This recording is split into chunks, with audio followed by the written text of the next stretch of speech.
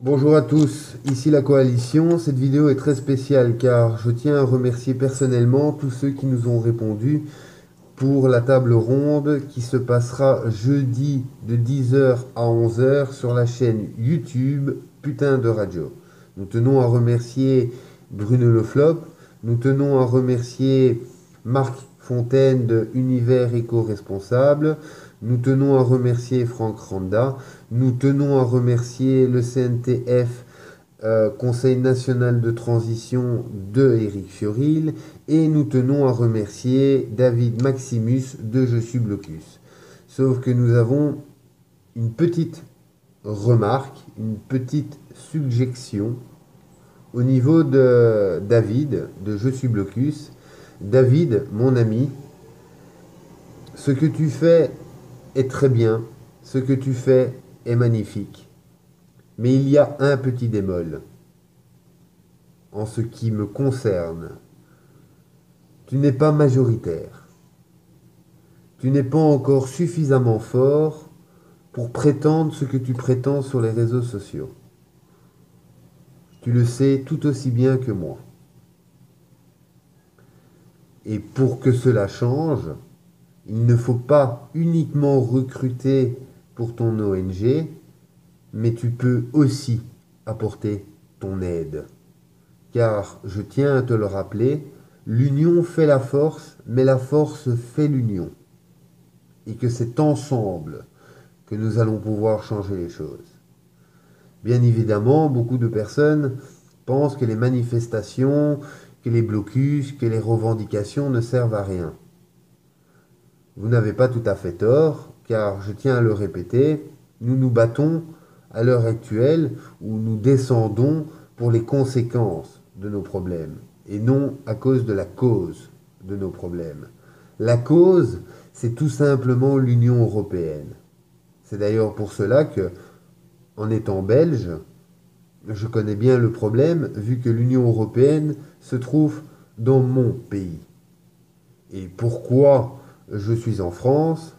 C'est pour apporter et essayer de fusionner avec les Français et avec vos voisins belges pour être ensemble, pour revendiquer et stopper un organisme qui n'est pas légal.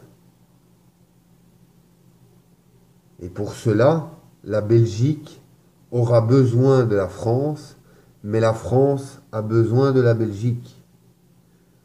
Et pour cela, nous avons besoin de nous unir, de comprendre pourquoi ça bloque à tel et tel endroit. Car vous avez entendu l'interview d'Emmanuel Macron, il a l'intention de suivre la même politique que ses prédécesseurs, et si vous pensez qu'il va avoir une amélioration, attendez-vous à ce que ça s'empire de jour en jour. Car en plus de ça, il préconise un changement seulement dans 1 an ou 2. Vous êtes nombreux, ou en tout cas, si je devrais dire plutôt, vous êtes très peu à avoir voulu Emmanuel Macron en tant que président, car on a l'air de faire sous-entendre comme quoi les Français ont voté pour Emmanuel Macron. Je pense qu'il y a eu effectivement une manipulation là-dessous et que on nous l'a tout simplement imposé.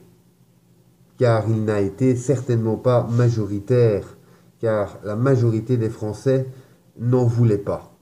Maintenant, au niveau des médias, au niveau de lui-même, si nous écoutons, c'est nous qui avons absolument eu envie de l'avoir en tant que président, or que la plupart des individus ne connaissaient même pas son programme. La preuve, à l'heure actuelle, ça rouspète, mais nous devons organiser, structurer ensemble pour prévoir une date de départ pour pouvoir récupérer nos droits et pouvoir apporter des solutions à nos problèmes. Car les problèmes qu'on nous parle dans les médias ne sont pas nos problèmes quotidiens.